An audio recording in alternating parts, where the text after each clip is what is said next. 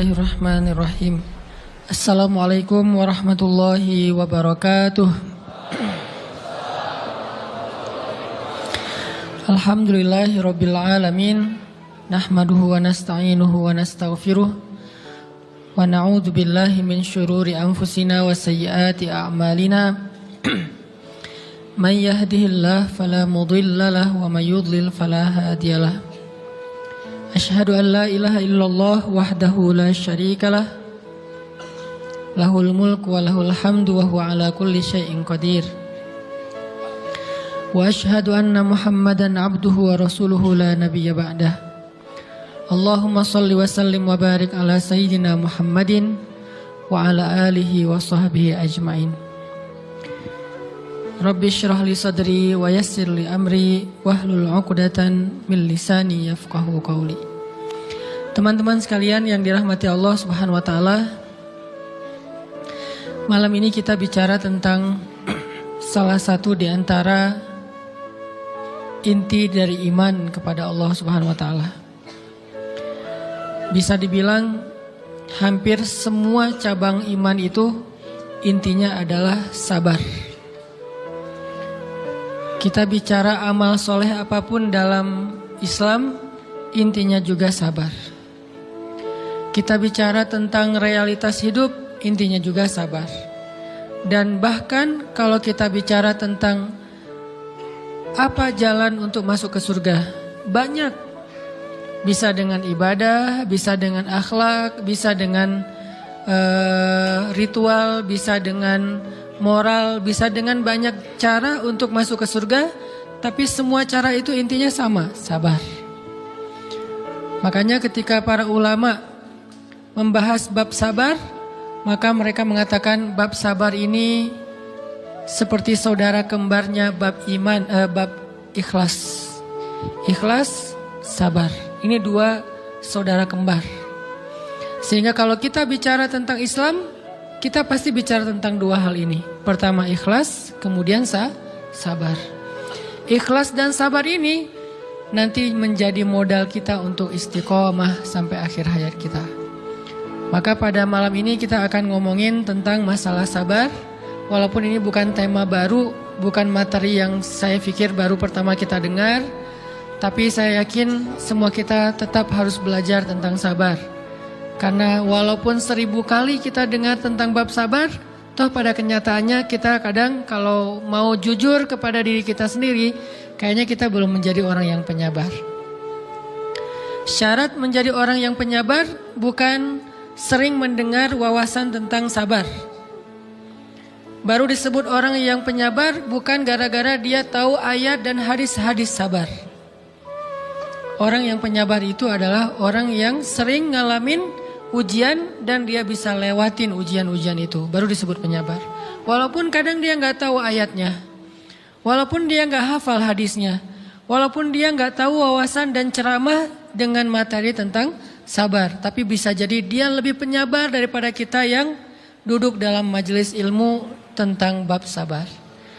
Makanya kita butuh terus untuk belajar sabar, di-refresh lagi dengan kajian-kajian kayak gini. Mudah-mudahan dengan sifat sabar kita akan mendapatkan banyak kebaikan dari Allah Subhanahu wa taala. Bicara tentang sabar, kita coba awali dulu dengan tilawah Al-Quran. Satu pembukaan surat yang isinya persis tentang masalah sabar, yaitu surat Al-Ankabut, surat 29 dari ayat pertama. Surat Al-Ankabut, surat 29 dari ayat pertama.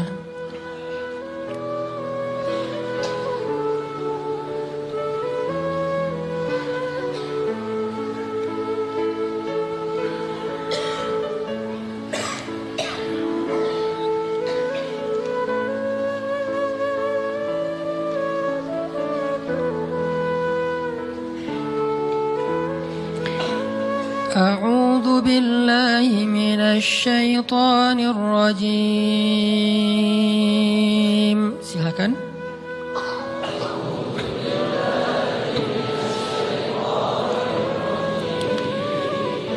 Bismillahirrahmanirrahim.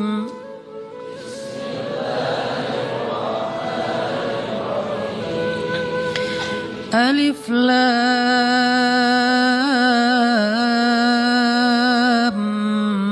Mim.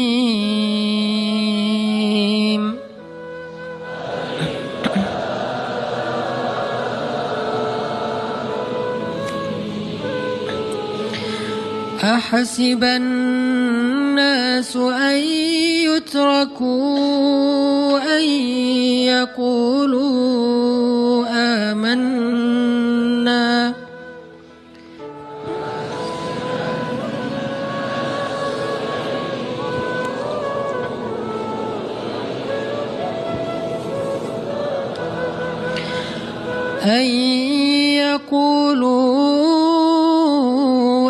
آمنا وهم لا يفتنون.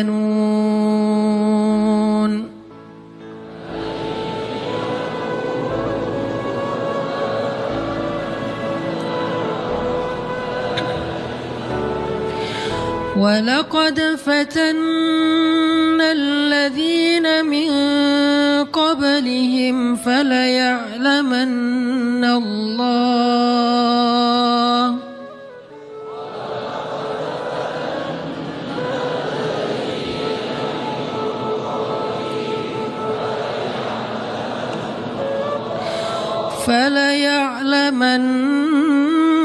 الله الذين صدقوا وليعلمن الكاذبين.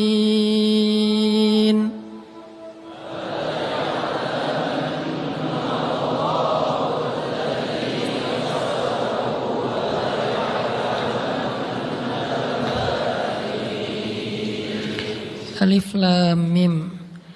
Apakah manusia mengira akan dibiarkan saja mengatakan kami telah beriman, sedangkan mereka tidak diuji? Dan sungguh kami benar-benar pernah menguji orang-orang sebelum mereka, sehingga Allah Subhanahu wa Ta'ala memperlihatkan siapa orang-orang yang benar keimanannya, dan Allah memperlihatkan juga siapa orang-orang yang pendusta. Terus kita loncat ke ayat 10 surat yang sama. Bismillahirrahmanirrahim.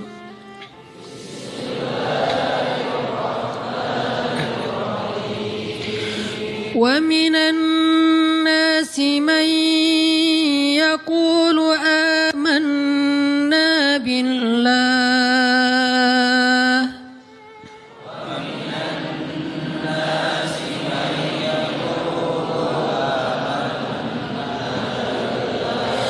فإذا أوذي في الله جعل فتنة الناس كعذاب الله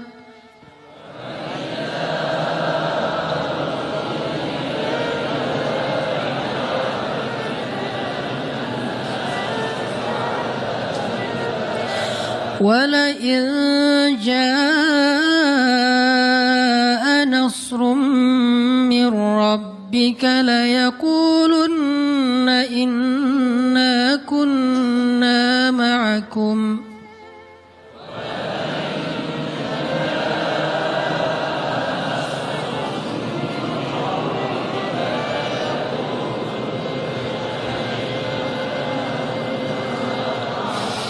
أوليس الله بأعلم بما في صدور العالمين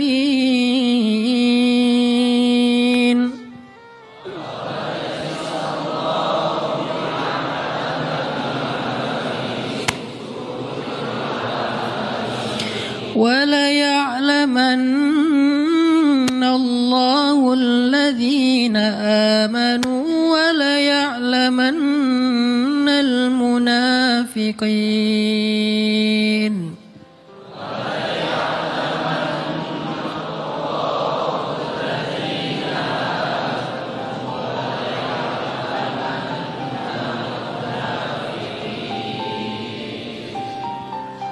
Dan di antara manusia ada orang yang berkata, kami beriman kepada Allah.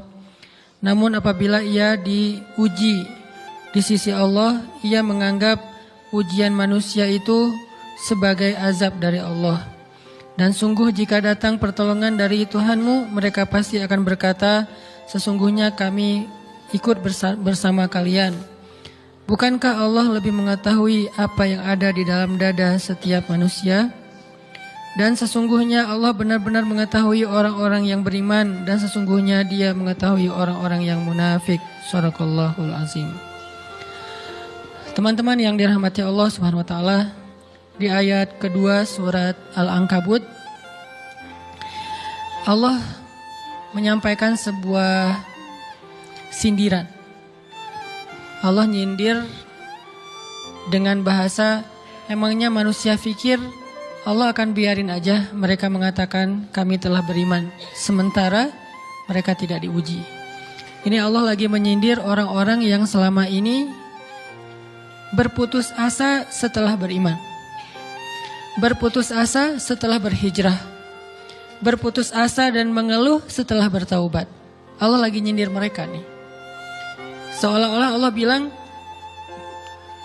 kenapa setelah kalian beriman malah kalian masih berkeluh kesah?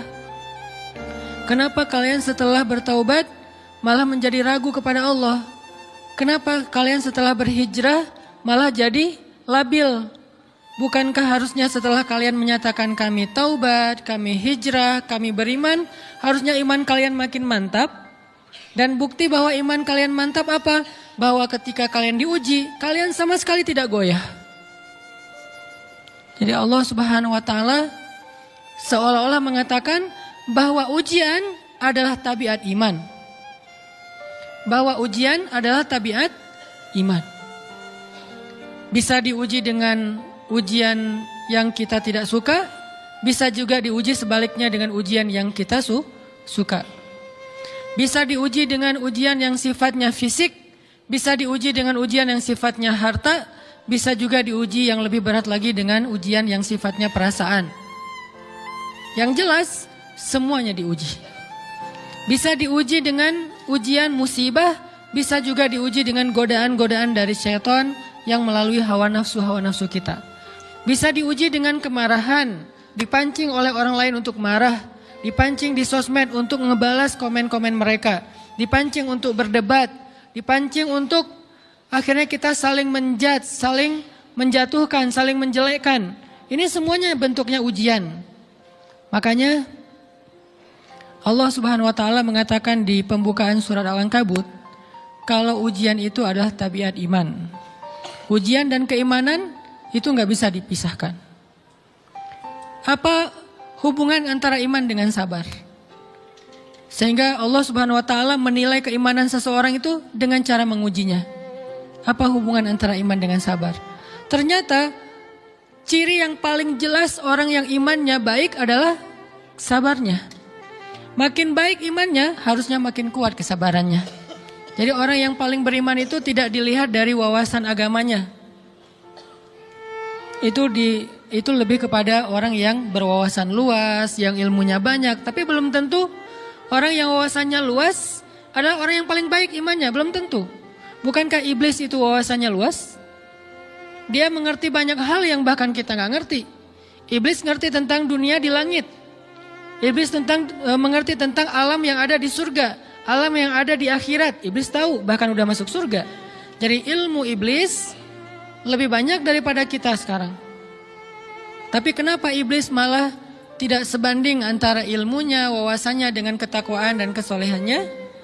Karena iblis tidak sabar dengan sebuah ujian. Ujian iblis apa? Eksis.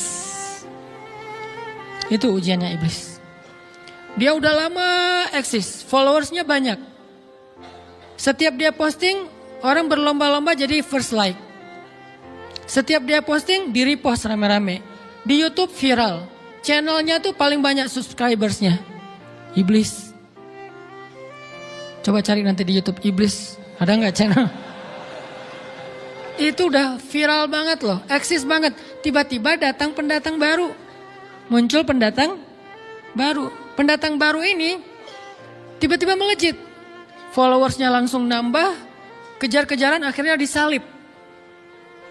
Pas lagi kayak gitu dia nggak kuat dengan ujian nama besar, ujian eksistensi, ujian popularitas, ujian siapa yang lebih dihargai, ujian-ujian kayak gitu.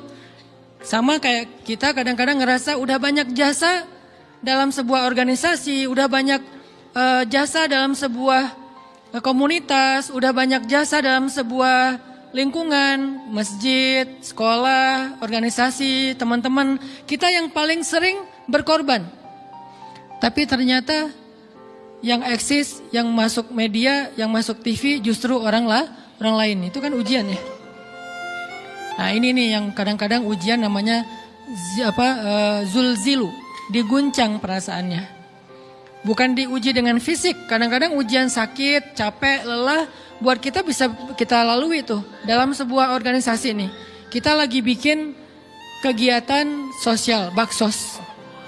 Di sekolah, dengan OSIS-nya, dengan ROHIS-nya, di kampus, dengan BEM-nya, dengan LDK-nya, kita bikin acara baksos. Kan effortnya lumayan ya. Kita begadang untuk meeting, kita survei lapangan, kita kerja malah tidur sehari cuma 1,5 jam, 2 jam. Fisik kita lelah, fisik kita capek, kadang sampai sakit. Sampai dirawat di rumah sakit gara-gara kena misalnya tipes gitu, gara-gara kita habis-habisan bekerja. Itu buat kita gak masalah. Ujian fisik kita lalui.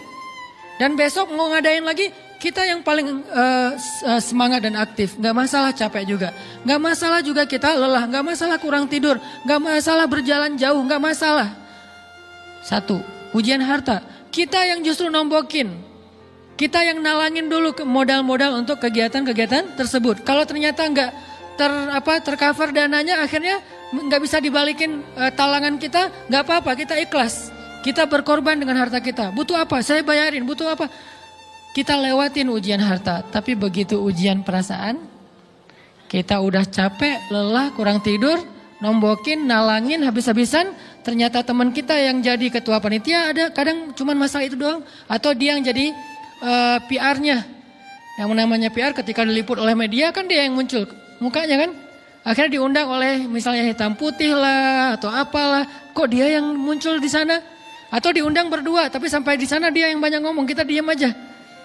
Pulang-pulang pundung.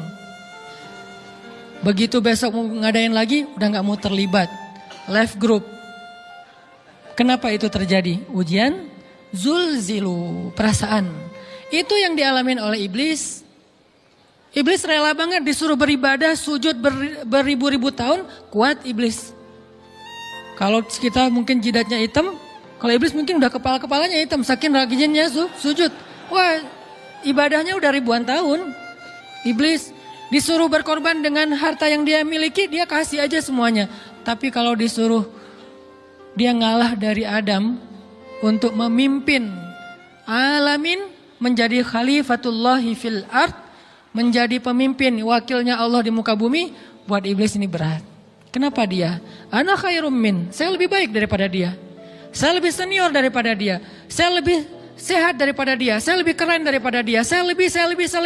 Ujian emosional, ujian ego, ujian perasaan, itu yang lebih berat buat kita. Kadang sakit dan dirugiin orang lain, teman segala macam kita masih oke lah. Selama ini asal kita ngumpul selalu gua yang bayarin, oke deh, gak usah dibahas.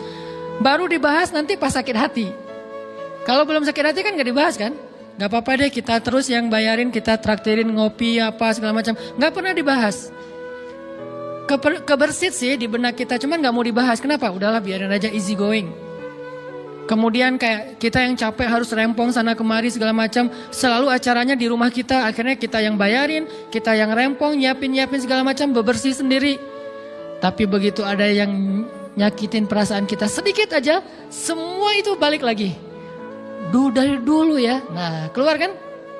Kenapa? Dipancing oleh ujian perasaan. Jadi ternyata yang paling berat itu adalah zulzilu, diguncang perasaannya. Kita kadang-kadang habis-habisan buat seseorang, nggak masalah. Hujan-hujanan dia yang pakai jas hujan, kita nggak pakai apa-apa, nggak apa-apa. Sakit-sakitan juga, dikerok dan segala macam, biarin aja. Kalau perlu misalnya kalau bannya lagi kempes, dia naik Grab, kita dorong-dorong motor terus cari tempat segala macam sampai tengah malam. Nggak apa-apa deh buat dia. Apa sih yang nggak buat kamu? Begitu dia selingkuh, keluar semuanya. Mulai list report keuangan. Wah dulu sekian, sampai uang receh-receh juga dihitung kan ya. Kenapa bisa kayak gitu? Perasaan kan? Nah ini nih yang kita coba belajar. Mungkin malam ini kita lebih banyak membahas tentang sabar terhadap ujian perasaan. Karena banyak macam-macam ujian. Nah gimana kita memanage perasaan kita. Gimana cara kita merecovery perasaan kita dengan bab sabar. Insya Allah nanti akan kita lanjutkan setelah selesai sholat isya. Barakallah. Bismillahirrahmanirrahim. Teman-teman yang dirahmati Allah Subhanahu wa taala, kita lanjutkan tentang masalah sabar. Terutama sabar zulzilu, ketika kita diuji dengan ujian ego, marah, perasaan, sakit hati, yang kayak gitu-gitu. Ini ujian jauh lebih berat daripada ujian fisik dan ujian harta. Termasuk rasa cinta, rasa benci, kadang itu menjadi ujian. Kenapa ujian bikin kita jadi tidak lagi logis, nggak realistis, dan kadang-kadang mengabaikan hal-hal nilai-nilai yang kita selama ini pegang sebagai satu kebenaran. Kita ngabaikan batasan-batasan syariat. Ini semuanya ujian dari Allah Subhanahu wa taala. Sehingga tidak disebut orang yang beriman kecuali ketika Allah Subhanahu wa taala melihat dia sabar dalam ujian.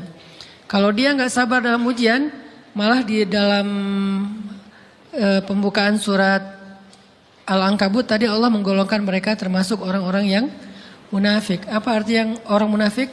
Orang yang mengaku beriman tapi sebetulnya dia tidak beriman. Apa salah satu buktinya? Dia tidak sabar. Jadi kalau kita mau menilai diri kita mukmin atau munafik, dan ini bukan materi untuk menjudge orang lain. Oh ternyata dia itu munafik, bukan. Lagi-lagi konsep kita belajar itu angle-nya untuk diri kita sendiri. Saya sangat tidak merekomendasikan kita belajar untuk mendapatkan kaca pembesar, mencari-cari kesalahan saudara kita. Tapi kita belajar untuk semakin bisa bercermin untuk menemukan aib dan kekurangan diri kita. Jadi semakin kita tahu ilmu agama, semakin kita tahu ayat dan hadis, semakin kita punya cerminan untuk menilai diri kita dan memperbaiki diri kita. Bukan nyari kaca pembesar untuk memperjelas aib-aib dan kesalahan orang lain. Kalau kita pengen menilai diri kita ini orang yang mukmin atau munafik, caranya lihat aja kita sabar nggak nih, terutama dalam masalah emosional. Dalam masalah ego, dalam masalah marah, dalam masalah hawa nafsu, dalam masalah perasaan cinta, dalam masalah benci, segala macam. Masih bisa nggak kita adil bahkan kepada orang yang kita benci? Adil kepada orang yang kita benci, adil kepada musuh sekalipun. Bahwa jangan sampai kita gara-gara nggak suka kepada seseorang, kita berlaku zalim kepada dia. Jangan. Ini berarti kita harus ngelawan ego kita sendiri.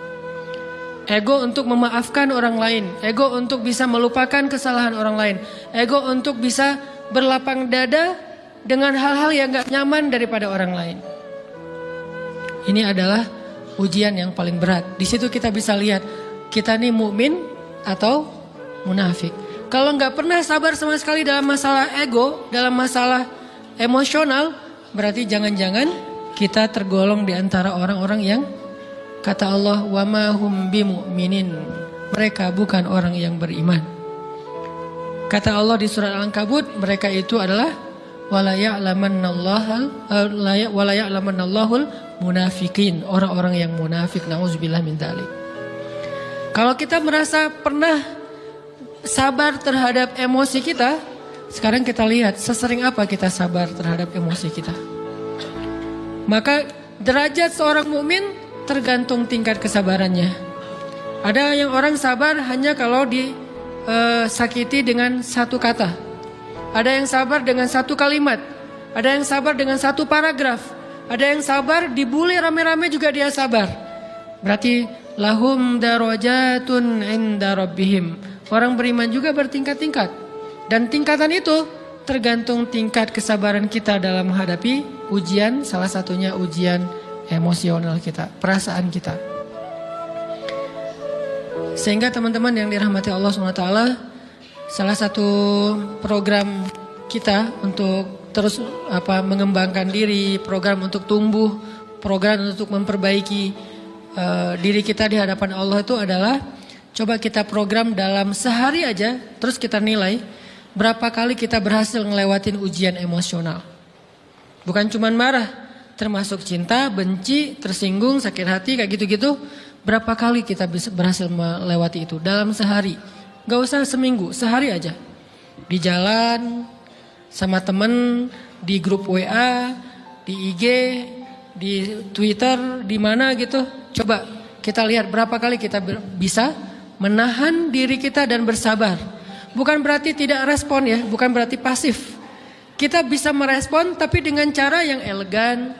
Kita bisa merespon tanpa harus memperlihatkan emosional yang meledak-ledak. Bukan berarti ketika disakiti orang, dihina dan segala macam kita diam aja. Gak selalu kayak gitu. Kadang-kadang kita perlu merespon untuk mengklarifikasi, tabayun kalau kata orang-orang yang dalam ilmu fikih. Kita harus tabayun. Tapi tabayun dengan marah itu beda. Tabayun dengan mencela itu beda. Sehingga kita mencoba menahan diri berpikir, aduh capek kalau gitu. Tapi kan ini bagian dari pembelajaran. Makin terbiasa kayak gitu, terbiasa elegan, maka otomatis jadi nggak terlalu repot lagi. Kan awal-awal bersikap pengen yang bijaksana, yang elegan, yang dewasa, itu kan kadang-kadang harus diusahain ya. Karena belum mengkarakter, harus mikir dulu gimana ya sikap yang paling dewasa, gimana ya sikap yang paling bijaksana, gimana ya sikap yang paling wise, gimana ya sikap yang paling elegan, masih mikir. Tapi setelah berkali-kali kita latihan, lama-lama itu menjadi spontanitas kita. Dan kalau udah bisa kayak gitu, insya Allah kita sudah mulai meniru nih akhlak Nabi Muhammad SAW. Ini ujian perasaan banget. Kalau tadi saya ngasih contoh diselingkuhin itu sebetulnya cuman bercanda ya. Karena diselingkuhin ini pastinya bukan ujian, tapi musibah. Pengkhianatan ya, tidak ada tempat. Gimana kita ngelawan perasaan kita kalau lagi kayak gitu? Gimana kita ngelawan perasaan kita kalau lagi diuji? Gimana cara kita bersabar? Karena iman dan sabar itu bisa dibilang satu paket. Gak disebut orang beriman kalau gak sabar. Dan insya Allah orang yang sabar itu adalah ciri-ciri orang beriman. Gak mungkin disebut orang beriman kalau gak sabar. Kita pikir memang iman itu hanya ucapan. Kalau iman itu cuma ucapan, inna sholati wa nusuki wa mahyaya wa mamati lillahi rabbil alamin, gampang. Kalau iman itu cuma ucapan, hasbiyallah wa ni'mal wakil, gampang. Kalau iman itu cuma ucapan, la haula wa la quwata illa billah, gampang. Kalau iman itu cuma ucapan, iyyaka na'budu wa iyyaka nasta'in, gampang. Tapi Allah mengatakan, wa ma hum bimu'minin. Ahasiban nasu ayyutraku ayyakulu amanna wa hum la yuftanun. Emangnya cukup dengan hanya mengatakan kami telah beriman lalu tidak diuji? Ternyata iman adalah sabar dalam ujian. Jadi nggak mungkin orang disebut beriman sementara dia tidak sabar, sementara dia emosional, sementara dia temperamen, sementara dia orangnya meledak-ledak, sementara dia orangnya mengeluh, sementara dia orangnya berputus asa. Nggak mungkin. Karena ulama mengatakan la tayasu, jangan berputus asa. Fa innal ya's laisa min akhlaqil muslim atau mukmin. Karena sesungguhnya keputusasaan bukan di antara akhlak orang yang beriman. Orang yang beriman itu tidak pernah berputus asa. Serumit apapun masalah kita, kalau kita punya yakin sama Allah bahwa Allah ala kulli syai'in qadir, maka kita pasti akan punya harapan. Kalau kita yakin bahwa Allahu Akbar, sebesar apapun masalah kita, Allah lebih besar daripada masalah kita kan? Bukankah kita mendengar Allahu Akbar, Allahu Akbar. Ada gitu yang lebih besar daripada Allah? Harusnya kita tidak pernah berdoa kepada Allah sambil mengatakan, ya Allah, saya punya masalah besar. Itu sama aja dengan kita ngeledekin Allah. Sama aja kayak kita datang ke teman kita bilang gini, saya mau pinjam duit. Enggak akan banyak kok, saya tahu kamu kalau kebanyakan kamu nggak akan sanggup. Kan nggak mungkin kita ngomong gitu kan ya. Saya lagi banyak hutang nih. Saya mau minta tolong sama kamu. Insya Allah saya nggak akan minta seutuhnya. Saya tahu kamu juga kurang duitnya. Saya minta dikit-dikit aja lah. Kan nggak gitu kan cara kita minta tolong. Sama aja kita doa, ya Allah saya punya masalah besar. Ngomong ke Allah punya masalah besar. Kalau kita ngomong ke manusia kayak gitu wajar. Tapi ke Allah, ya Allah saya punya masalah kecil nih. Apa? Ada hutang sedikit, berapa? 100 M. Allah kan ghaniyun, maha kaya. Jadi jangan pernah mengatakan 100 M itu besar di hadapan Allah. Kita ngeremehin Allah banget. Bukankah Allah maha kaya? Jangan pernah mengatakan bahwa musibah kita, ditinggalkan orang yang kita cintai, dibully seluruh dunia, itu besar di hadapan Allah. Bukankah Allah cukup buat kamu, kata kamu? Inna sholati wa nusuki wa mahyaya hasbiyallahu ni'mal wakil. Jadi Allahu Akbar. Sehingga kalau kita berdoa, ya Allah saya punya sedikit masalah.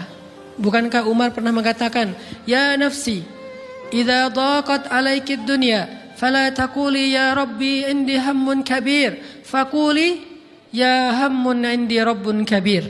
Wahai jiwaku, kalau kamu merasakan kesempitan, kegalauan, bingung, sakit, jangan pernah kamu mengatakan ya Rabbi saya punya masalah besar. Tapi katakanlah, wahai masalah, saya punya Rabb yang maha besar. Iman dan harapan, berharap itu nggak bisa dipisahkan. Iman dan sabar itu nggak bisa dipisahkan. Iman dan berserah diri atau menyerahkan urusannya, tawakul atau kita nyebutnya tawakal, nggak bisa dipisahkan. Bagaimana kita mau menyebut diri kita mukmin sementara kita nggak sabar ketika diuji dengan perasaan? Alhamdulillah kalau kita selama ini masih bersabar dengan ujian fisik. Ujian fisik yang setiap hari kita alamin apa? Lelah, capek, pulang kerja, pulang sekolah, pulang dari kampus, ngaji. Capek kan? Belum lagi macet-macetan, belum mandi pula.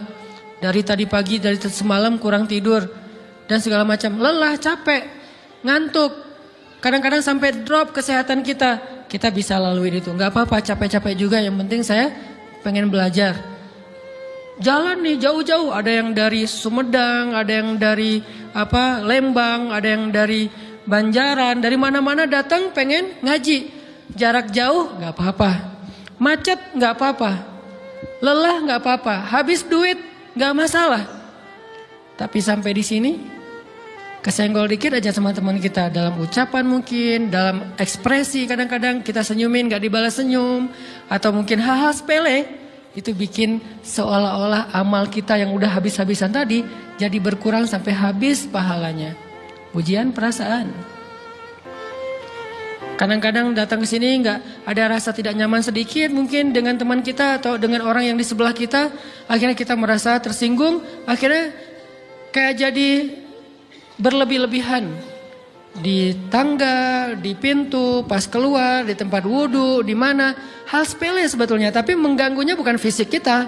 Yang terganggu bukan harta kita, tapi yang terganggu perasaan kita nih, rasa nyaman kita yang terganggu. Seolah-olah hilang semuanya. Jadi gak berarti. Ini namanya ujian teman-teman. Mudah-mudahan kita bisa istiqomah dalam masalah perasaan ini. Pertanyaan sederhananya adalah gimana sih cara kita menghadapi itu? Saya juga lagi belajar, ini bukan kata saya ya, tapi saya coba merangkum dari beberapa hadis, dari beberapa ayat. Mudah-mudahan ini jadi semacam tips dari Allah, dari Rasul, cara kita supaya lebih sabar dalam menghadapi ujian, khususnya ujian perasaan. Pertama, saya mengambil dari hadis riwayat yang diriwayatkan dari Abu Hurairah, hadis Hasan. Nabi SAW mengatakan, "Ma yazalul bala'u bil mu'mini wal mu'minati fi nafsihi wa waladihi wa malihi hatta yalqallaha ta'ala wa ma alaihi khati'ah." Tidaklah seseorang selesai diuji, baik dia laki-laki orang yang beriman atau perempuan yang beriman, baik itu ujiannya terjadi pada dirinya atau melalui anaknya atau melalui hartanya.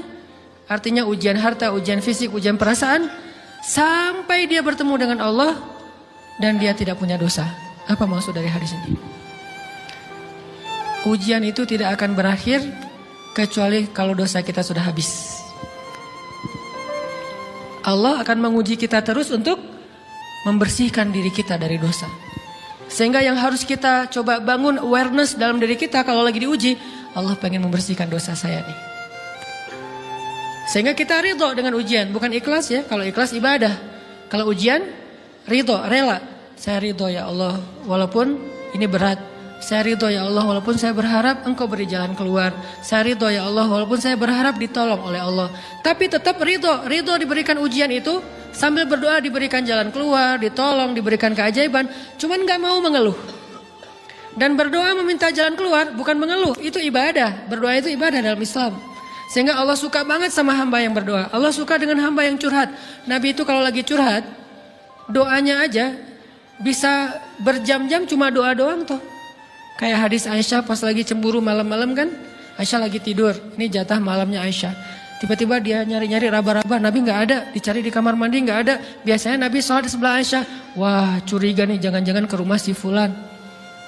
Dicari ke rumahnya. Ditelepon gak aktif mungkin lagi dicas. Datang ke rumahnya. Ketuk pintu. Hafsah Nabi di rumah kamu enggak? Enggak Aisyah, beneran. Cari ke rumah Sofia. Sofia, Nabi di sini enggak? Enggak, beneran. Cari ke rumah Maria. Maria di sini enggak Nabi? Enggak. Kemana ya Nabi? Rumah istri-istri yang lain enggak ada. Pas balik ke rumahnya, ngelewat masjid, ngelihat Nabi lagi sujud di Masjid Nabawi di mihrab, dan Aisyah mendengar Nabi menangis sambil berdoa, dan sujudnya itu seperti membaca 1 juz Al-Quran. Dan itu isinya doa nangis. Robbi. Jadi kalau kita katakan gak usah banyak berdoa sama Allah, malu. Justru Allah suka kepada hamba yang berdoa. Justru sebaliknya kalau kita jarang berdoa atau enggan berdoa, buat Allah itu orang sombong. Allah gak suka hamba kayak gitu.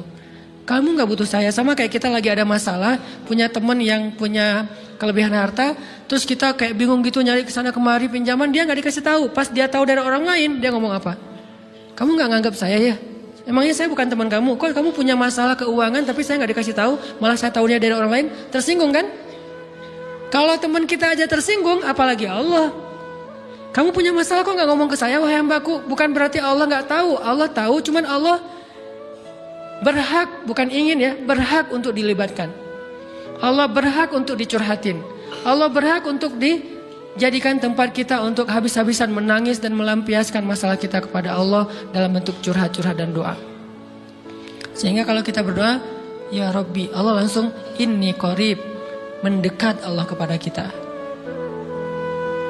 Jadi teman-teman yang dirahmati Allah, kalau kita punya masalah, kita coba bangun awareness, oh Allah pengen membersihkan dosa-dosa saya nih. Terus kita berdoa, ya Allah bantu saya, ya Allah tolonglah saya, istighfar. Saya kadang-kadang ngerasa nih, kalau ada dosa, ada kesalahan, ada kekeliruan yang saya lakukan misalnya gitu, kalau saya nggak kuat istighfarnya, bentar lagi akan diuji sama Allah. Ujinya macam-macam, alhamdulillahnya ujiannya masih ketahan. Pasti diuji sama Allah. Kalau istighfarnya nggak kuat, taubatnya tuh nggak kuat, langsung diuji sama Allah. Dan saya langsung sadar, oh benar berarti yang tadi ini lagi dihapus sama Allah nih. Perkencang lagi, perkuat lagi istighfar. Kenapa? Karena kalau istighfar kita kuat, berarti kan dosa kita dihapus dengan istighfar ya. Otomatis ujian kita durasinya berkurang. Makin kuat istighfar, makin berkurang. Kalau istighfarnya udah mantap, udah selesai, Allah cabut tuh ujian kita. Diganti dengan kebaikan. Jadi teman-teman, kita coba sadari, oh kalau Allah menguji saya, emang saya banyak dosa. Sebelum kita mencari kambing hitam, nyalah-nyalahin orang lain, sebelum kita marah kepada orang lain, kadang wajar kita marah kepada orang lain gara-gara ucapannya, komennya, teks dari dia, wajar. Tapi sebelum itu, marah dulu kepada diri kita atas dosa dan kesalahan kita yang baru saja kita lakukan, atau yang dulu kita lakuin dan belum benar-benar kita tinggalkan. Kalau kita ngerasa banyak dosa di masa lalu sebelum kita taubat, hijrah, berarti mungkin itulah alasan kenapa sekarang kita diuji setelah hijrah. Kenapa agak-agak harus jungkir balik setelah kita hijrah. Kenapa harus sedikit berdarah-darah setelah kita hijrah. Anggap aja itu untuk mengkifarat, membersihkan dosa-dosa kita yang telah lalu. Supaya apa? Supaya kalau kita pulang kepada Allah, kita pulang dalam keadaan bersih. Dan itu pasti akan menjadi orang yang paling beruntung. Daripada nanti diberesin di akhirat, mending diberesin di dunia kan. Soalnya kalau diberesin di akhirat itu lebih berat. Akhirat itu perlakuannya beda dengan di dunia. Di dunia kalau kita salah akan dibalas oleh Allah. Kalau kita belum taubat, dibalas oleh Allah sama. Tapi di akhirat ukurannya beda.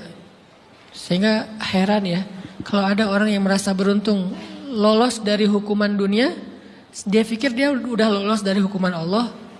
Mending dia beresin deh di dunia daripada nanti di akhir berlarut-larut. Itu bahaya banget.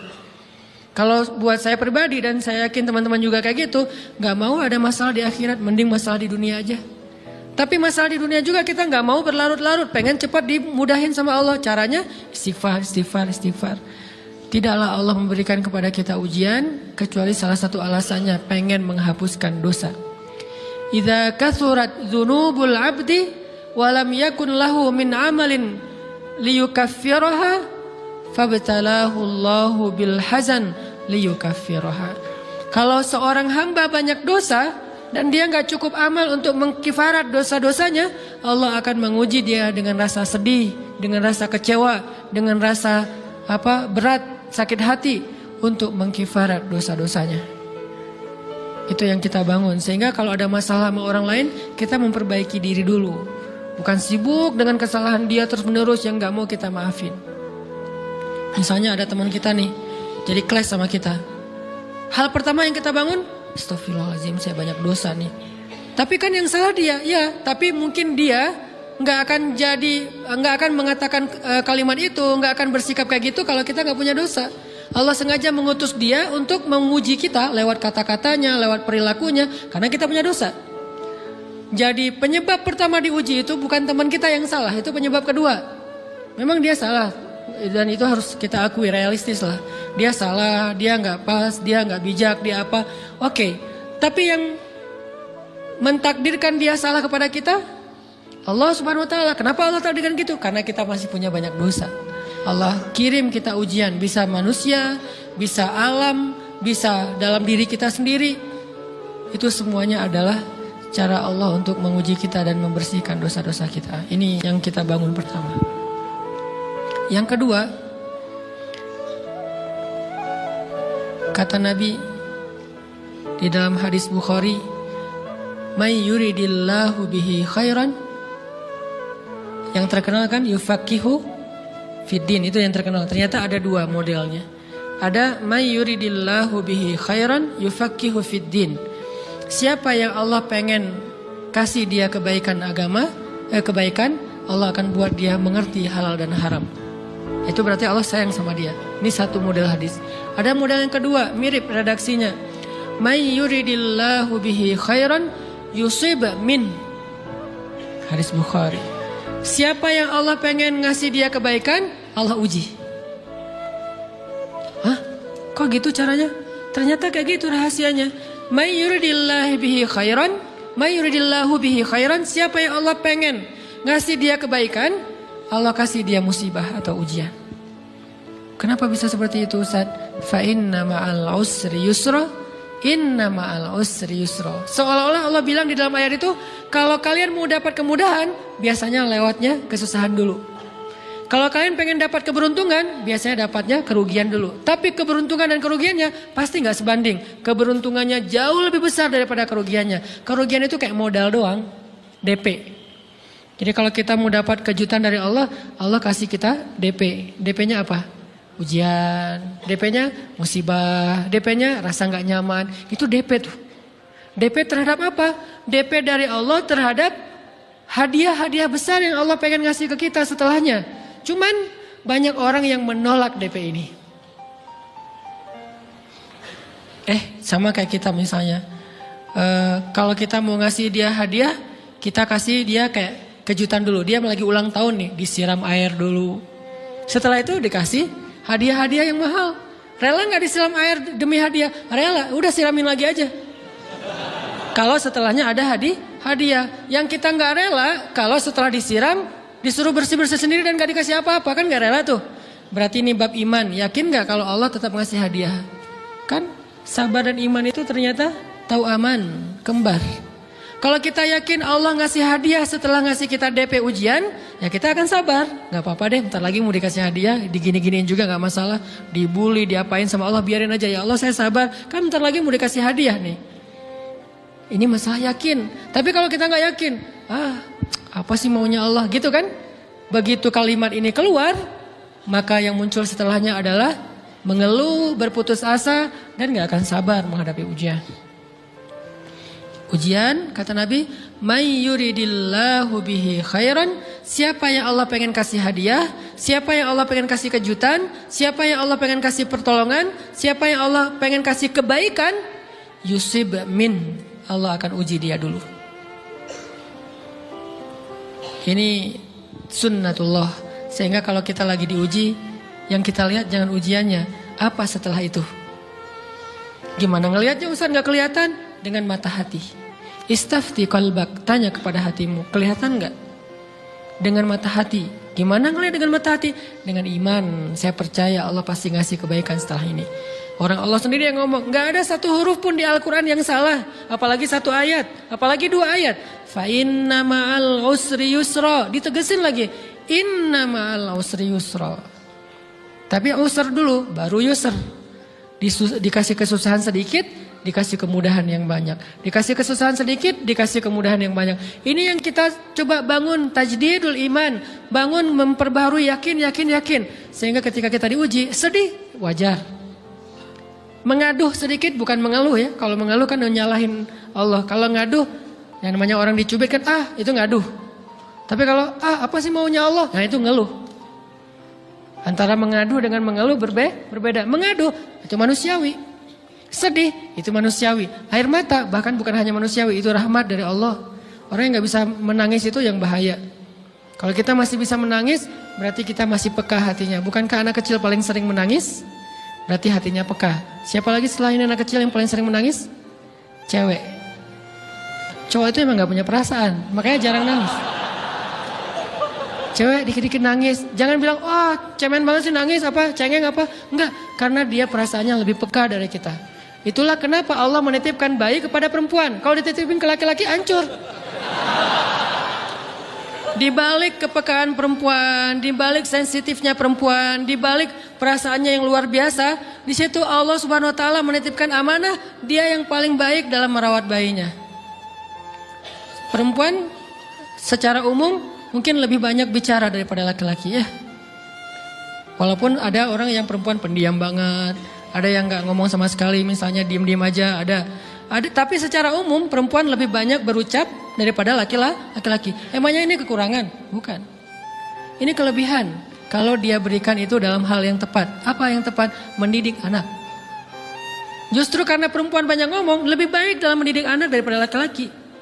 Laki-laki itu kurang mendidik, kurang mengedukasi kepada anak dengan usia tertentu karena dia jarang memahamkan. Salah hanya marah, salah hanya ditegur. Kalau ibunya jelasin gini sebelum tidur ibunya yang ceritain banyak cerita. Saya sendiri ngalamin. Sering mana seorang ayah sama ibu interaksi sama anak dalam bentuk verbal. Sering ibu. Jadi menangis itu rahmat dari Allah. Gak apa-apa, nangis saja.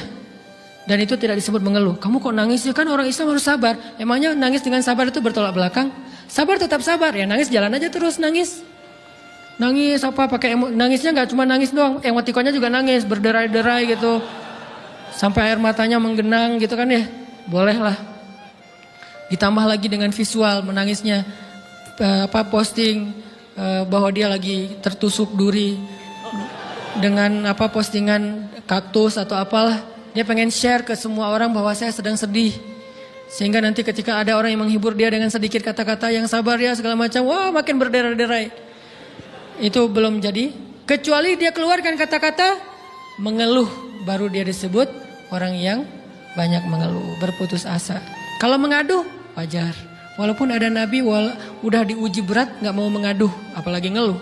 Zakaria digergaji mengadu aja enggak. Kenapa? Karena kata malaikat kalau kamu mengaduh sedikit aja, maka Allah Subhanahu wa taala akan menghancurkan kaum ini. Dia kasihan kepada kaumnya, enggak mau mengaduh. Satu-satunya orang yang kita tidak boleh mengaduh hanya orang tua. Atau itu mengeluh kalau untuk orang tua. Kalau yang lain nggak disebut mengeluh. Kalau ke teman, malas lah, nggak apa-apa. Jangan sering-sering tapi.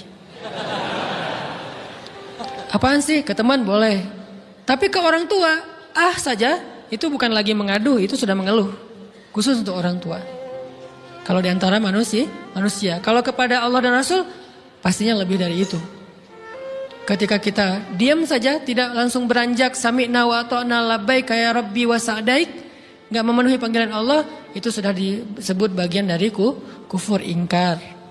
Tapi minimal kita mungkin masih mengadu, kita masih menangis, kita masih lelah, kita masih merasa lemah, setidaknya kita tidak mengeluh. Kenapa?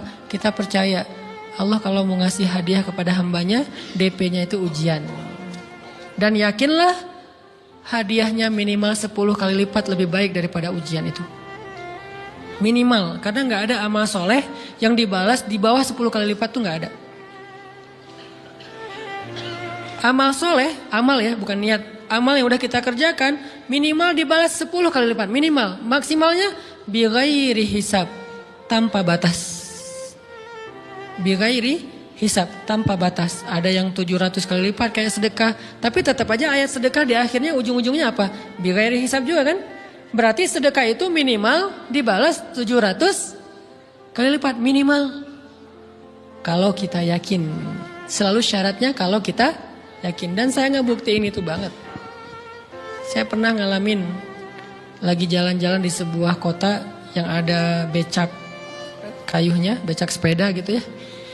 Jalan terus saya bilang, Pak berapa ongkosnya? 20.000. Udah naik aja 20.000. Karena kita keliling-keliling kota, ternyata saya jadi kasihan sama dia 20.000. Kasihan kan 20.000 dibayar keliling kota, walaupun pas mampir beberapa tempat mungkin dia dapat tips ya. Tapi saya nggak tega gitu, dia cerita tentang anaknya lagi sekolah, apa segala macam, makin bikin baper kan. Pas selesai, saya kasih dia 100.000. Dari 20.000 dikasih 100.000 karena kasihan.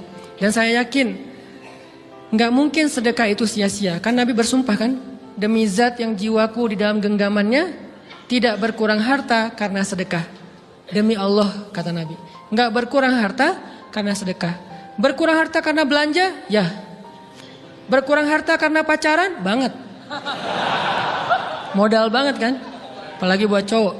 Tapi berkurang harta karena sedekah? Nggak mungkin kata Nabi. Demi Allah nggak berkurang harta karena sedekah. Berkurang harta karena istri? Nggak. Karena memberi kepada istri itu pahalanya lebih gede daripada sedekah. Makanya ngemodalin pacaran setelah nikah itu tumbuh berkah. Modal pacaran sebelum nikah itu hapes. Jadi kalau pengen modal nih, ngemodalin cewek, traktir, ngapa-ngapain, bayarin, jangan sebelum nikah. Sebelum nikah jadi orang pelit aja, nggak apa-apa. Tapi setelah nikah, jor-joran ngasih, apalagi yang, bayarin semuanya. Kenapa? Pahalanya lebih gede daripada sedekah. Bahkan lebih gede daripada infak fi sabilillah. Seorang suami memberi nafkah istri, itu pahalanya terkadang lebih besar daripada kita berinfak untuk fi sabilillah, untuk korban perang. Saya heran kalau ada orang sedekahnya rajin tapi ke istrinya kikir, aneh, berarti dia nggak ngerti konsep.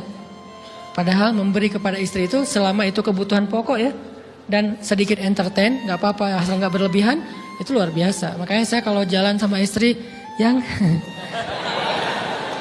yang mana? Itu yang Onit suka. Oh ya, Onit suka. Kasih aja. Kenapa? Minta ini. Kasih. Selama ada kan kenapa nggak dikasih kan ya? Nanti Allah ganti. Makin rajin kita ngebayarin istri kita, ngebelanjain istri kita, makin Allah ngasih yang kita nggak pernah duga-duga. Sampai istri kita cemburu sama kita. Kok kamu duitnya banyak banget sih? Kan gara-gara aku sering ngasih ke kamu. Ya udah sini lain lagi. Mau ditransfer berapa gitu kan ya?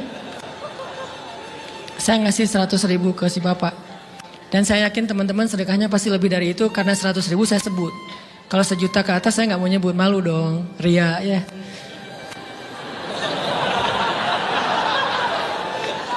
Sebenarnya nggak pernah sih. 100.000 deh, karena kan kecil, saya kasih 100.000. Ternyata begitu saya kasih 100.000, dia doa. Nah ini nih, pentingnya sedekah ke orang yang membutuhkan tapi nggak minta-minta, dia tulus. Dia langsung doa, ya Allah Pak, mudah-mudahan rezekinya lancar, berkah, bertambah, dan segala macam, bahagia keluarganya. Doa-doa ini semuanya dikabulkan dalam hitungan hari. Pertama, bertambah bahagia rumah tangganya, dapat kecupan dari istri. Dia nganggap suami saya cowok banget sih. Mulai satu nih. 2, demi Allah, selang 15 jam kalau nggak salah, karena waktu itu malam, besok paginya ada orang yang ngejar-ngejar saya pengen ngasih hadiah. Ustadz, saya pengen ketemu Ustadz. Maaf, saya nggak bisa ketemu sekarang, lagi rush, lagi tight schedule, gitu-gitulah, sok-sok gaya nggak jelas gitu ya. Terus Ustadz, saya pengen banget ketemu. Dia nggak ngomong pengen ketemu apa. Kalau dia bilang mau ngasih duit kan langsung saya prioritaskan kan ya. Berhubung dia nggak ngomong, ya udahlah, saya sosok jual mahal gitu. Tapi yang namanya rezeki kan gimana kita tolak, dia datang kan. Saya nolak. Pokoknya sebentar aja, 5 menit nggak akan ganggu waktu Ustadz. Ya udah besok pagi ya pas breakfast gitu. Pakai gaya-gaya dikit breakfast. Pas breakfast, oh ya siap Ustadz. Jam berapa? Jam 8. Udah janjian jam 8. Mungkin orangnya nih dengar live streaming, Pak jazakumullah khair jaza. Makasih banyak, mudah-mudahan Allah tambahkan rezekinya. Terus beliau besok mau flight ke luar kota jam 8. Akhirnya ngubungin lagi malamnya, Pak Ustadz maaf gak bisa ketemu besok. Karena saya jam 8 itu jadwal terbang. Oh ya udah gak apa-apa, seneng dong saya gak jadi ketemu kan. Tahu gitu kan nyesel saya tuh, seneng. Besok pagi jam 6, Pak Ustadz alhamdulillah ternyata penerbangan saya di delay ke jam 11. Allah delay penerbangannya demi ngasih rezeki buat saya. Kan luar biasa kan? Nah, ini hikmah kepedean saya, kegeeran kepada Allah gitu. Di delay demi saya. Kan kadang-kadang GR ya di depan Allah ya. Robbi akroman kan gitu ayatnya. Allah memuliakan saya dengan istighfar tetap. Akhirnya saya bisa ketemu Ustaz. Saya nggak baca WA-nya. Terlambat baca, baru baca jam 8. Dia udah mulai agak putus asa. Kayaknya udah gak mungkin ketemu nih. Jam 8 pas saya baca, ternyata orangnya nggak di delay. Ya udah saya balas, ya udah sekarang saya tunggu ya jam 9, maaf cuma sebentar. Nggak apa-apa Ustaz, 5 menit. Datang dia. Datang ngasih apa coba? Ngasih duit 200 juta.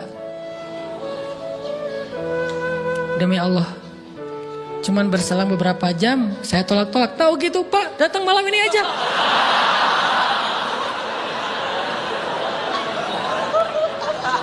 Harusnya malam itu juga saya cari orangnya. Kalau perlu saya yang nyamperin Bapak. Sherlock, saya kejar. Manusia gitu banget ya. Tapi Masya Allah di situ saya jadi tahu, oh doa orang itu lebih akurat, lebih mantap, lebih diijabah daripada doa saya. Mungkin bukan karena sedekah, tapi karena doa setelah sedekah. Ya Allah dan segala macam dimudahkan sama Allah. Itu luar biasa loh. Saya nggak percaya. Saya pikir main-main. Orang nih iseng kayaknya pengen ketemu doang, pengen selfie. Ternyata pas saya cek, ditransfer, di capture, Ustadz udah ditransfer. Saya, jangan-jangan nih jebakan Batman gitu ya. Nyari-nyari sana segala macam. Alhamdulillah ternyata emang niat baiknya pengen, alhamdulillah saya terkesan, saya dapat hidayah lewat Ustaz segala macam. Sekarang saya pengen membalas jasa Ustaz walaupun kecil 200 juta. Untung saya nggak kaget dan kemudian pingsan. Pak 200 juta stroke kan ya, bahaya. Lebih mahal dari 200 juta. Ini keajaiban ya teman-teman. Jadi kita tuh, saya kan sering bilang keajaiban itu terjadi tergantung tingkat iman. Bukan saya udah soleh banget, enggak. Saya belajar terus untuk yakin deh sama Allah. Modal kita tuh kan gini sebetulnya kan. Duit kita tuh banyak loh teman-teman. Cuman gak disimpan di bank, gak disimpan di saku. Disimpannya di sisi Allah. Bedanya apa sih? Kenapa kita kalau disimpan di bank tenang? Saya lagi punya duit banyak dari 100 juta. Di mana? Di bank. Aman. Kenapa kalau disimpan di saku? Aman. Tenang. Kenapa kalau disimpan Allah gak tenang? Kenapa kalau disimpan di Allah kita bilang gak punya duit? Ini kan gak fair sama Allah. Gak punya duit nih. Siapa bilang gak punya duit? Kan ada Allah. Tinggal minta sama Allah. Tapi gak ada wujudnya. Tapi kan ada janjinya. Bukankah janji Allah lebih kuat daripada wujud? Bukankah iman harusnya lebih mantap daripada sesuatu yang konkret yang kita lihat? Ada duitnya di sisi Allah. Kenapa gak dikasih? Karena kita belum butuh. Kalau kita yakin duit kita itu ada di Allah, tapi dikasihnya pas kita butuh. Begitu butuh ya Allah, langsung dikasih sama Allah. Itu banget benar-benar terjadi dalam kehidupan kita. Pasti kayak gitu. Tingkat tergantung kita yakin apa enggak. Nih kalau Allah bilang may yuridillahu bihi khairan, Allah kalau pengen ngasih hadiah kepada seorang hamba, Allah kalau pengen ngasih kejutan kepada seorang hamba, yusib. Allah kasih dia ujian sedikit aja. Wala nabluwannakum sedikit bisyai'im minal khawf wal ju' wa naqsim minal amwal wal anfus wath thamarat wa basyiris sabirin. Kami uji sedikit aja dengan rasa lapar, dengan rasa takut, dengan sedikit kekurangan ini dan itu, sedikit. Tapi wa basyiris sabirin, sampaikan kejutan kepada orang yang bersabar. Sampaikan kejutan kepada orang bersabar. Jadi bisa dibilang kejutan-kejutan hidup kita itu munculnya dengan iman dan sabar. Dengan iman dan sabar. Iman artinya yakin, husnuzon sama Allah. Ana inda dhanni abdi bi. Aku tergantung prasangka hambaku kepadaku. Sabar, wasta'inu bis sabri was shalah. Minta pertolongan Allah, caranya dengan sabar, kemudian dengan sholat. Pasti Allah tolong. Ustaz, saya udah sabar, sabar lagi. Isbiru wasabiru. Kalau udah sabar, bersabar lagi. Sampai kapan Ustaz? Sampai Allah Subhanahu wa taala benar-benar mengakui kesabaran kita. Setelah itu Allah pasti kasih. Terus apa yang saya lakukan Ustaz? Buktikan di hadapan Allah kita itu hamba yang penyabar. Jangan bilang ya Allah saya akan sabar. Jangan, tunjukin aja. Ya Allah kurang apa lagi dari saya? Tunjukin aja. Nanti Allah sendiri yang akan memberi kita gelar sabirin. Sehingga Allah bilang wabasyiris sabirin. Sampaikan berita gembira kepada hambaku yang sabar. Dan kalau Allah udah ngasih berita gembira, itu beruntun loh. Kita sabar kayak Allah tahan dulu nih ya. Kejutan. Allah tahan dulu hadiahnya buat kita tuh. Ditahan, tahan. Makin lama makin sulit pastinya. Makin lama makin berat, makin lama makin berat, makin berat. Begitu dibuka kerannya, itu gak ada selesai-selesainya. Sampai kita kebingungan. Loh, kok datang terus-terusan. Kayak gitu cara Allah memperlakukan hambanya. Nabi Ayub. Sakit pertama, sakit fisik. Sakit kedua, sakit hati. 2 penyakit Nabi Ayub. Fisik pertama, beliau lumpuh, beliau sakit. Sakit hatinya apa? Ditinggalkan oleh orang-orang terdekatnya. Anaknya meninggal. Sedih kan? Kemudian pembantu-pembantunya pada resign. Makin kecewa. Dasar kalian. Kemudian teman-temannya pada menjauh. Grupnya nge-live dia. Bukan dia live grup. Grupnya yang nge-live dia. Orang unfollow. Tiba-tiba followersnya tinggal 1 doang. Yang tadi ada ribuan, sekarang tinggal 1. Istri satu-satunya yang masih setia mendampingi beliau. Tinggal 1 followersnya. Kebayang gak tuh? Yang posting udah sepi, udah gak ada yang nge-like. Istri aja yang nge-like. Ini nih Nabi Ayub. Ditambah lagi datang keluarganya ke rumah Nabi Ayub. Gak mau ketemu dalam jarak dekat. Dari luar ngomongnya, Ayub kami gini. Kemarin kamu harta kamu tuh kan kamu ada masalah minjam duit karena istri kamu ini gimana nih bayarnya? Terus mereka tutup muka, nggak mau tertular. Mereka bilang jangan dekat-dekat dengan Ayub. Yang lebih parah lagi ada yang sampai nuduh gini. Ternyata ya kamu itu selama ini bukan orang soleh. Selama ini kamu tuh pura-pura pencitraan ordai. Ini buktinya nih. Ternyata akhirnya Allah tunjukin juga borok kamu, aib-aib kamu. Ternyata kamu itu selama ini orang munafik. Jadi Nabi Ayub malah dituduh orang jahat, orang yang terkutuk, yang selama ini mencitrakan diri sebagai orang baik, gara-gara sakit itu dituduh demikian. Sedih luar biasa, bertahun-tahun, ada riwayat mengatakan 17 tahun, ada yang mengatakan lebih atau kurang. 17 tahun ditahan semua kebaikan oleh Allah, kecuali 1, iman. Sehingga Nabi Ayub tetap yakin Allah maha baik. Pokoknya yakin Allah maha baik. Allah gimana pun diuji, Allah maha baik. Diambil anaknya, Allah maha baik. Diambil kesehatannya, Allah maha baik. Diambil hartanya, Allah maha baik. Jadi orang yang tadinya paling kaya di negerinya, sekarang paling miskin di negerinya. Kebayang gak tuh dibalik 180 derajat. Yang tadinya paling kaya, gak ada yang lebih kaya daripada Ayub. Sekarang yang paling miskin, gak ada yang lebih miskin daripada Ayub. Allah maha baik, Allah maha baik, Allah maha baik. Husnuzan kepada Allah. Dan itu gak sehari 2 hari, 17 tahun husnuzon kepada Allah. Pada puncaknya ketika istri beliau harus menjual rambut, gundul, potong rambut, dijual demi apa? Udah gak tahu lagi mengemodalin apa untuk ngasih makan Nabi Ayub. Akhirnya nyari-nyari kerja gak ada yang nerima, jual rambut, pakai jilbab di rumah gak buka-buka jilbab. Ayub curiga, yang kenapa kamu gak buka jilbab di hadapanku? Gak apa-apa, kan lagi musim panas, gak apa-apa. Akhirnya Nabi Ayub minta tolong dibukain, ada apa, curiga kan. Pas dibuka udah botak rambut istrinya. Nabi Ayub menangis, kenapa, apa yang terjadi? Istrinya bilang, suamiku gak ada lagi modal buat kita makan. Saya cari-cari kerja sana sini, gak ada yang nerima. Bahkan untuk mandiin hewan aja nggak diterima. Akhirnya saya jual rambut saya, mudah-mudahan bisa untuk kita makan beberapa hari. Istrinya keluar, Nabi Ayub menangis, baru Nabi Ayub berdoa. Itu juga doanya malu-malu dan husnuzon. Malu-malu, husnuzon. Gimana kalimatnya? Rabbi massaniyaddur. Ya Allah, saya sakit. Gitu doang ngomongnya. Bukan, ya Allah udah sekian tahun saya sakit, saya gini, saya gitu. Enggak. Ya Allah, saya sakit. Wa anta arhamur rahimin. Tapi tetap ya Allah buat saya engkau yang paling baik. Coba, masih ngomong gitu. Arhamur rahimin. Enggak apa-apa. Jadi seolah-olah mau ngomong, ya Allah saya sakit. Tenang-tenang, saya enggak ngeluh, ya Allah engkau tetap yang paling baik. Gitu coba Nabi Ayub ke Allahnya tuh. Langsung Allah munculkan mata air di bawah kaki Nabi Ayub. Tiba-tiba beliau jadi basah, mandi, sembuh semua penyakit, rontok dengan semua luka-lukanya. Dan wajah Nabi Ayub semua tubuhnya menjadi muda. Yang usianya tadi udah 80-an tahun, tiba-tiba menjadi di antara 35 tahun. Itu usia ideal. Maaf ya, saya usianya kurang lebih segitulah. Usia penduduk surga antara 30 sampai 40 tahun. Itu usia penduduk surga. Dan usia itu mempertemukan dua kebaikan. Fisiknya sudah sempurna dan akalnya juga kebijaksanaannya sudah sempurna. Kalau di bawah 30 tahun, fisiknya sempurna, akalnya belum sempurna. Kalau di atas 40 tahun, akalnya sempurna, fisiknya sudah berkurang. Antara 30, 40, 45 ya kurang lebih segitulah. Nabi Ayub menjadi muda lagi. Jadi keren. Persis kayak masa mudanya. Jadi kalau ngelihat foto yang postingan pertama di Instagramnya tuh mirip nih. Kan udah postingan yang ke 1000 ya. Udah berapa tahun dia pakai akun yang sama. Wah, mirip dengan yang dulu. Istrinya datang. Begitu datang, astagfirullahaladzim, ada cowok keren di rumahnya.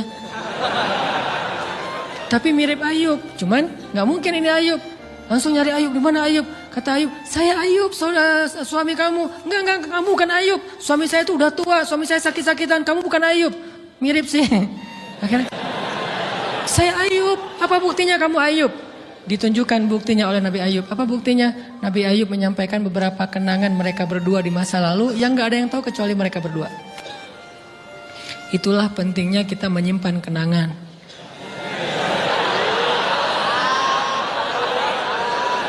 Kalau ada masalah gitu kan, nauzubillah harus operasi wajahnya. Kamu bukan suami saya. Ada buktinya apa? Ada satu hal yang cuma kita berdua yang tahu. Kalau perlu jangan satu hal, banyak hal ya. Cuman kita doang yang tahu. Orang lain nggak tahu. Pas disebut itu benar, tidak ada yang tahu masalah itu kecuali kita berdua. Akhirnya dipeluk Nabi Ayub ngajak istrinya untuk mandi di mata air yang sama. Istrinya mandi langsung muda lagi. Setelah itu Allah SWT beri mereka harta yang sangat banyak. Lihat kalau Allah udah buka, pertama fisiknya disempurnakan lagi. Kemudian Allah turunkan air hujan. Diturunkan hujan bukan air. Hujannya dinar dan dirham. Di belakang rumah Nabi Ayub itu ada tempat penampungan gandum gitu kan. Ada 2 tempat penampungan. Turun hujan pertama dinar. Sampai penuh penampungan gandum dengan dinar. Koin-koin dinar yang 1 dinar mungkin harganya sampai 3 juta. Turun banyak. Kemudian turunnya lagi dirham. Penuh. Turun lagi di atas atap-atap beliau. Sampai rumah Nabi Ayub dipenuhi dengan dinar dan dirham. Ini apa? Nabi Ayub kaget. Setelah itu istrinya hamil. Setiap tahun ngelahirin 13 anak Nabi Ayub yang sudah Allah wafatkan. Lahir setahun satu. Wajahnya, karakternya, namanya semua persis seperti yang sudah Allah ambil. Seolah-olah mereka belum meninggal tapi mereka hanya pergi dan kembali lagi. Dibalikin semuanya. Dan Nabi Ayub lebih kaya berpuluh-puluh kali lipat daripada sebelum beliau sakit. Buah dari kesabaran. Artinya Allah kalau mau ngasih kebaikan yang berlipat ganda, yang luar biasa, yusib, Allah kasih dia ujian sedikit. Itu hadis Bukhari. May yuridillahu bihi khairan yusib min. Allah akan menguji dia. Dan yang terakhir yang kita coba bangun juga, ini saya yang lebih ke perasaan ya. Kalau amaliyahnya mungkin ustadz-ustadz lain mengajarkan amal riyadhah buat sabar segala macam. Ini lebih ke perasaan. Satu, kita yakin emang kita layak dikasih hukuman kayak gini, emang kita banyak dosa. Jangan terlalu besar kepala, saya nggak layak dihukum, saya nggak layak diperlakukan kayak gini. Kalau manusia ke kita wajar kita ngomong kayak gitu. Saya nggak layak diperlakukan kayak gini sama dia, oke. Tapi oleh Allah layak banget karena emang kita banyak dosa. Makanya kalau kita nggak kuat lama-lama digituin, banyak istighfar. Yang kedua, husnuzon, lebih keperasaan nih. Oh Allah pengen ngasih saya kejutan. Sabar, sabar, sabar. Sampai kapan? Sampai Allah benar-benar melihat kesabaran kita. Yang ketiga, nah ini juga lebih keperasaan. Allah itu kalau kangen kepada kita, ngasih kita ujian. Terutama kita yang kalau nggak dikasih ujian, jarang romantis sama Allah. Kalau udah dikasih ujian, Allah Akbarnya tuh bergetar gitu. Allahu Akbar. Kenapa banyak ujian? Tapi kalau lagi normal, sholat mah sebelah kaki, santai aja. Kalau perlu bersandar gitu ya. Sholatnya nggak wudhu, tayamun cepet-cepetan, biar gampang gitu. Kan tayamun juga boleh Ustaz, kayak gitu-gitu lah. Kenapa? Kalau lagi normal. Doa, Rabbana atina fid dunya hasanah. Kalau misalnya baca dalam sholat, qul huwallahu ahad, itu juga dibagi 3 rakaat. Tapi kalau lagi diuji, Alif Lam Mim, Toha, Yasin, semua dibaca pembukaan surat. Khatam 30 juz teh. Kenapa? Lagi diuji. Sholat panjang, doa ya Allah, habis-habisan. Baru takbir udah nangis, Al-Fatihahnya nangis. Terus kalau ini baca Al-Quran, Bismillahirrahmanirrahim, khusyuk gitu. Tahajud, belum malam dia udah tahajud gitu. Tahajud, kirain udah saking semangatnya. Maksudnya apa? Belum malam dia udah tahajud. Dari sore udah kangen malam. Kapan ya malam, kapan ya tengah malam, kapan ya saya pengen tahajud, kangen dengan tahajud. Kan ada orang kayak gitu, saya kenal beberapa orang yang katanya hanya menunggu malam aja setiap hari. Setiap pagi, kapan ya malam. Pas malam bahagia tahajud, pagi lagi kapan ya malam. Artinya belum malam udah tahajud, saking kangennya dengan tahajud. Rindu banget sama Allah, romantis banget dengan Allah. Khatam Al-Quran berkali-kali dalam seminggu. Begitu dia dikasih jalan keluar, menjauh sampai lupa sama Allah. Sehingga kalau Allah kangen sama dia, Allah kasih dia ujian dikit. Ta'ala ya abdi, kesini wahai hambaku, kesini. Biar kita berdua-duaan lagi nih. Kalau gak mau digituin, tetaplah dekat kepada Allah walaupun kehidupan kita dalam keadaan mudah. Tetaplah romantis sama Allah, tetaplah gampang tersentuh oleh ayat-ayat Allah walaupun hidup kita dalam keadaan normal. Mudah-mudahan 3 rahasia ini bisa menjadikan kita berhusnuzon dan terbangun awareness kita ketika kita lagi diuji. Terutama ujian-ujian yang spontan muncul dari kata-kata teman kita, dari sikap orang lain. Langsung ingat, oh saya mau ada dosa yang mau Allah hapus. Oh habis ini mau dikasih kejutan. Oh Allah lagi pengen dekat sama saya. 3 hal ini mudah-mudahan terus kita latih. Awarenessnya yang dilatih, bukan hadis-hadisnya yang dihafal. Mudah-mudahan ketika diuji spontan kita langsung sadar, langsung balik on the track. InsyaAllah Allah subhanahu wa ta'ala istiqomahkan kita fis sarra wa fit dharra, dalam keadaan suka maupun dalam keadaan duka.